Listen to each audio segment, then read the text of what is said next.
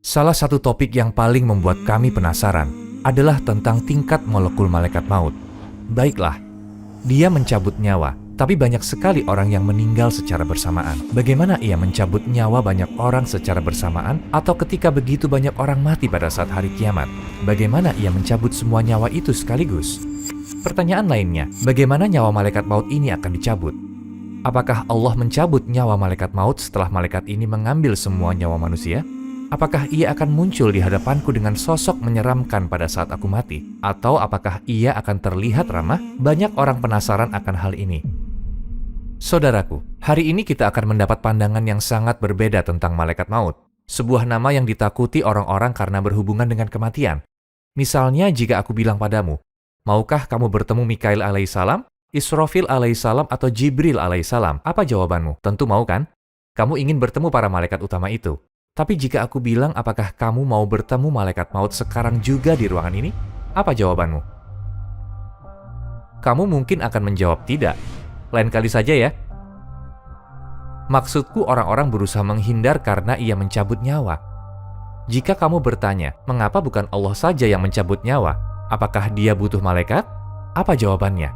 Bediüz Zaman Said Nursi, seorang cendekiawan terkenal, dia memberikan jawaban bagus di tafsirnya, bernama Risalah Nur. Sebenarnya, siapakah yang mencabut nyawa? Kita bilang malaikat maut, tapi sebenarnya Allah yang mengambil nyawa kan? Saat seseorang kehilangan orang tercinta, dia tidak melihat sisi baik dari kematian.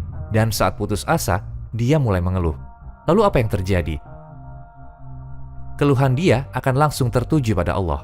Tapi apa yang Allah lakukan? Atas kasih sayang Allah, dia tempatkan malaikat maut sehingga keluhan itu akan tertuju pada malaikat, bukan langsung pada Allah. Ada sebuah kisah tentang malaikat maut. Malaikat maut berkata, "Ya Tuhanku, hamba-hambamu akan membenciku atas tugasku mengambil nyawa mereka." Allah berkata, dia akan letakkan penyakit dan bencana di antara malaikat maut dan manusia itu. Contohnya, mengapa putramu meninggal? Karena kanker atau penyakit ini atau penyakit itu dan lain-lain. Begitulah keluhannya sekarang penyakit itu. Apalagi, dia kecelakaan mobil. Pada kejadian kematian itu, kamu arahkan semua keluhan pada kecelakaan, bukan Allah, tapi pada penyakit. Tidak tertuju pada Allah. Juga tidak tertuju pada malaikat maut. Saudaraku, jika tidak seperti itu, kita dalam masalah besar. Dengan kata lain, jika keluh kesah itu tertuju langsung pada Allah, dikala kematian atau bencana, Allah melarangnya karena bisa menyebabkan orang itu tidak beriman. Lihatlah kasih sayang Allah, subhanallah. Lalu bagaimana caranya malaikat maut mencabut nyawa manusia? Pikirkan baik-baik saudaraku. Yang kita bahas ini adalah apa yang kita lihat terakhir kali di dunia atau yang kita lihat pertama kali saat kita menuju alam lain. Bagaimana malaikat maut akan datang? Bagaimana kemunculannya di hadapanmu? Apakah aku akan menderita ketika mati? Banyak orang penasaran tentang jawaban pertanyaan ini. Ruh orang-orang baik akan diambil dengan mudah. Sedangkan ruh orang-orang jahat akan dicabut seperti mencabut besi berduri dari kain wol yang basah. Jadi malaikat maut tidak mencabut nyawa setiap orang dengan cara yang sama. Oh ya, kita tidak boleh salah berprasangka. Ada yang bilang ada seseorang yang beriman dan dia sangat menderita ketika dia sekarat. Dan nyawanya diambil dengan kasar. Dia berteriak dan meronta. Saudaraku, kita tidak boleh berprasangka menurut mata kita. Kita tidak tahu yang sebenarnya dia sengsara atau tidak ketika nyawanya sedang diambil. Misalnya ada banyak orang baik yang meninggal dengan tragis. Bagaimana pendapat kita kalau begitu? Ya, dia bukan orang yang baik. Kita hanya melihat dari kematiannya. Tidak penting bagaimana kondisimu ketika mati. Kita tidak tahu seberapa sakit atau tidaknya ketika nyawanya diambil. Ada sebuah kisah indah tentang Nabi Ibrahim alaihissalam. Ketika Nabi Ibrahim alaihissalam, ia berkata pada malaikat maut, "Bisakah kamu tunjukkan padaku rupamu saat mencabut nyawa orang kafir?" Malaikat berkata, "Kamu tidak akan sanggup." Nabi Ibrahim alaihissalam tetap yakin, "Aku sanggup." Malaikat bilang, "Lihatlah ke belakang."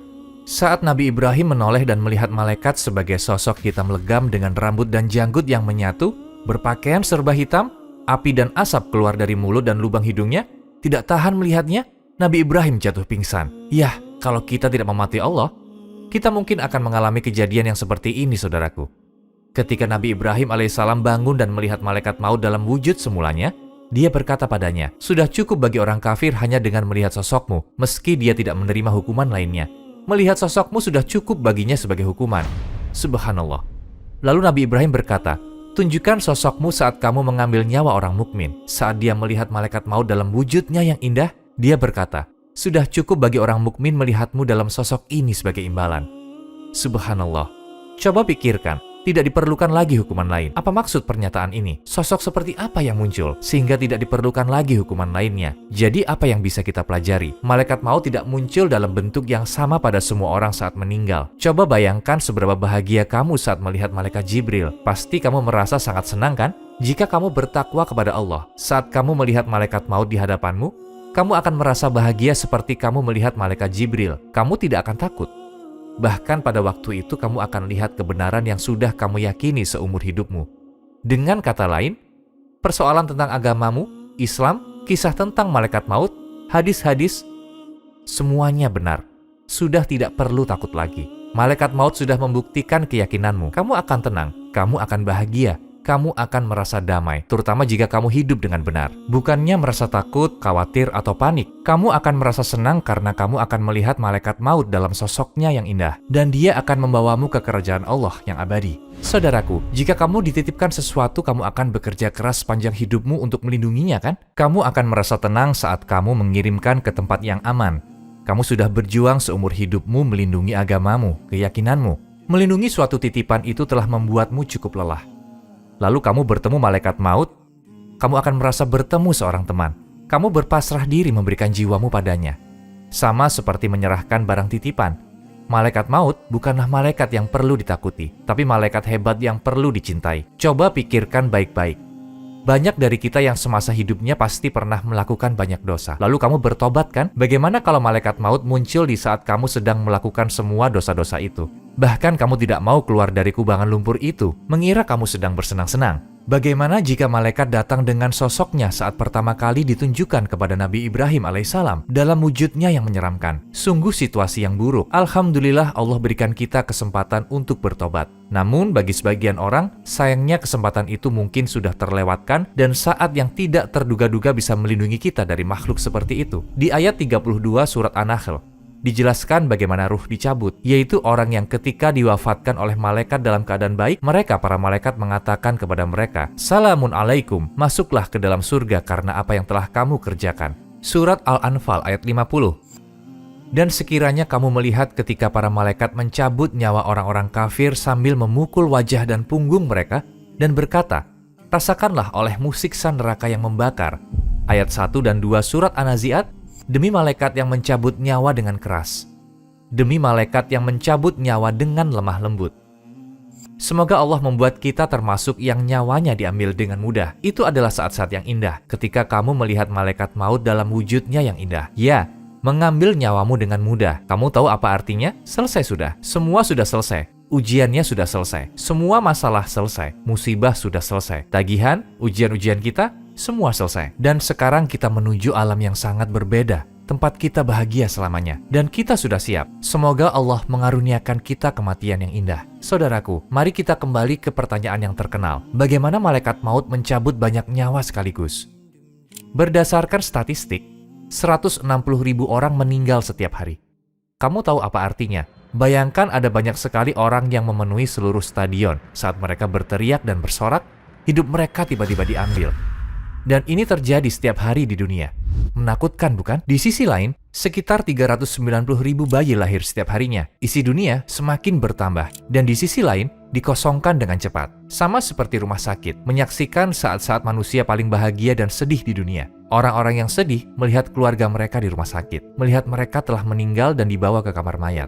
Ada juga pasangan-pasangan bahagia yang menyambut bayi-bayi mereka. Dunia diisi dan dikosongkan seperti di rumah sakit. Malaikat maut mengambil 160.000 nyawa setiap hari. Lalu apa yang akan terjadi di hari kiamat? Apakah malaikat maut mengambil nyawa-nyawa itu semua sendirian? Apakah dia mendapat bantuan? Bagaimana terjadinya?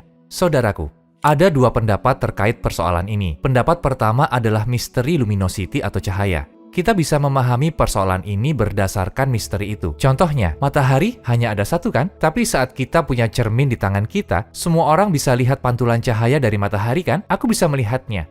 Kamu juga bisa kan? Semua orang bisa lihat. Artinya, meskipun cuma ada satu matahari, tapi bisa terlihat sepenuhnya dalam jutaan cermin. Jika matahari yang diciptakan oleh Allah bisa dilihat di tanganku dengan cahayanya. Dengan cara ini, malaikat maut yang Allah ciptakan pada tingkatan lebih tinggi juga bisa mengambil nyawa banyak orang di saat bersamaan dengan misteri cahaya itu. Kita mengatakan bahwa Allah yang sebenarnya mencabut nyawa, bukan? Kita bisa lebih memahaminya melalui misteri cahaya. Allah yang ciptakan matahari dan cermin memiliki sifat ini. Jadi Allah tentu bisa mengambil semua nyawa di saat bersamaan. Sangatlah mudah. Saat kita membahas tentang hari kiamat seperti ini misalnya, ada sebuah tempat sumber masuknya listrik ke sebuah kota. Tiba-tiba kamu mematikannya. Apa yang terjadi? Semua cahaya mati secara bersamaan. Maka sama halnya seperti kematian. Tidak hanya terjadi di hari kiamat, ada beberapa bangsa yang dihancurkan di masa lalu. Allah hancurkan salah satunya hanya dengan mengirimkan sebuah suara. Satu suara saja. Sangat mudah mengambil nyawa banyak orang sekaligus di hari kiamat. Lalu apa pendapat kedua? Dia mendapat bantuan, ada para asisten. Sekarang pertanyaan selanjutnya yang banyak orang ingin tahu. Apa itu? Bagaimana malaikat maut dicabut nyawanya? Setelah ia mencabut nyawa semua orang, apakah Allah juga akan mengambil nyawanya? Dalam tafsir Bursefi Ruhul Bayan, berikut penjelasan terkait pemahaman ayat 11 surat As-Sajdah. Dikisahkan Allah bertanya pada malaikat maut setelah dia mencabut nyawa semua makhluk hidup. Wahai Israel, masih adakah yang tersisa dari makhlukku? Malaikat maut berkata, Ya Rob, engkau lebih mengetahui siapa yang tersisa. Tidak ada lagi yang tersisa kecuali hambamu yang lemah ini. Hari kiamat telah terjadi, dan yang tersisa di dunia ini hanya tinggal malaikat maut. Kemudian Allah berkata, Wahai Israel, kamu telah membuat nabi-nabiku, rasul-rasulku, hamba-hambaku merasakan kematian. Meskipun aku sangat tahu semua yang tidak diketahui. Ini sudah ditetapkan dalam pengetahuanku yang abadi. Semua akan musnah, kecuali diriku. Sekarang giliranmu. Kejadian yang sangat menarik kan? Kemudian malaikat maut memohon, Ya Allah, ampunilah malaikat mautmu dan karuniakan ia dengan kasih sayangmu karena ia lemah. Allah berkata, letakkan tangan kananmu di bawah pipi kananmu. Berbaringlah antara surga dan neraka, lalu mati.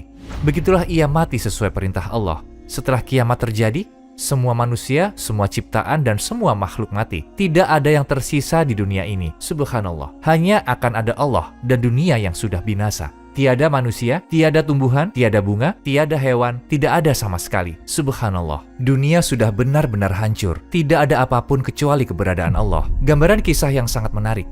Dalam Al-Quran, Allah berfirman, dan mereka bertanya kepadamu, Muhammad, tentang gunung-gunung. Maka katakanlah, Tuhanku akan menghancurkannya pada hari kiamat sehancur-hancurnya. Kemudian dia akan menjadikan bekas gunung-gunung itu rata sama sekali. Sehingga kamu tidak akan melihat lagi ada tempat yang rendah dan yang tinggi di sana. Seolah kamu mendengar semua ucapan ini. Wahai dunia, di mana sungai-sungaimu? Di mana laut-lautmu? Di mana pohon-pohonmu? Di mana istana-istanamu yang dibangun dengan seni? Di mana mereka yang hidup atas karunia Allah, tapi menyembah selain Allah? Ingatlah, ada sepasang pengantin yang akan menikah. Jantung mereka berdetak kencang. Di mana keceriaan itu? Di mana kebahagiaan itu? Semua kebahagiaan, emosi, kesedihan yang dialami di dunia, mereka semua terkubur di dalam tanah. Kamu yang pernah bilang akan mengorbankan segalanya demi mendapatkannya, di mana sekarang? Kamu ingin menjelajahi dunia. Di mana impian itu sekarang? Semua yang kamu lihat dan rasakan sekarang berada di bawah tanah. 110 miliar orang yang pernah hidup dan mati di dunia. Jadi sekarang siapa pemilik dunia? Kemana para egois itu? Mereka yang berpikir sebagai pemilik dunia, di mana mereka? Dikatakan pada ayat 88 Al-Qasas, yakni segala sesuatu pasti binasa, kecuali Allah. Semua yang ada di dunia akan hancur. Kemudian kita akan menuju alam tempat kita akan tinggal selamanya. Mungkin kamu berhenti mengikuti amalan agamamu karena sesuatu yang nanti akan hancur. Ingat, kamu tidak sempat belajar Al-Quran, tapi kamu punya waktu menonton banyak sinetron TV. Kamu bahkan tidak tahu nama-nama 114 surat di dalam Al-Quran. Kamu menundanya, mengira bisa dilakukan nanti, di kemudian hari. Sekarang kamu lihat malaikat maut di hadapanmu. Itu akan jadi penyesalan terbesarmu. Kalau kita tidak bertindak sesuai perintah Allah saat ini, maka saat itu kita akan mohon pada Allah. Sekali lagi, mohon berikan kesempatan. Sekali lagi saja. Saudaraku, renungkanlah. Malaikat maut tidak ada di sini sekarang. Tidak di ruangan ini. Kamu masih punya kesempatan. Ini waktunya. Ayo, mulailah hidup baru. Ucapkan bismillah pada kehidupan. Kamu akan berkata, akan kulakukan yang Allah inginkan dan menjauhi segala larangannya. Seperti itu. Ayo bertobat. Renungkan tentang kekurangan kita dan yang seharusnya kita lakukan. Ayo, ucapkan bismillah untuk hidup yang baru. Tidak perlu, percayalah, tidak perlu menentang perintah Allah demi dunia yang tidak berharga. Kita punya 20 tahun, mungkin 40 tahun lagi hidup di dunia ini. Kita akan makan, minum, pergi ke suatu tempat, dan tiba-tiba semuanya berakhir. Jadi tidak ada banyak waktu lagi. Kita sedang belajar agama saat ini. Semisal ada seseorang yang bertobat kembali ke jalan yang benar dan meninggal di sana, Allah akan melihat niat kita. Kalau dia hidup, dia akan hidup sesuai dengan ajaran Islam. Nyawa yang dicabut seperti itu tidak sama dengan nyawa orang lain yang diambil saat dia dalam naungan dosa, yang menunda tobat dan bertemu malaikat maut dalam keadaan seperti itu. Mengerikan. Tentu mereka tidak sama, saudaraku. Ini hidupmu. Ini pilihanmu. Ini penyesalanmu. Ini keyakinanmu yang kekal.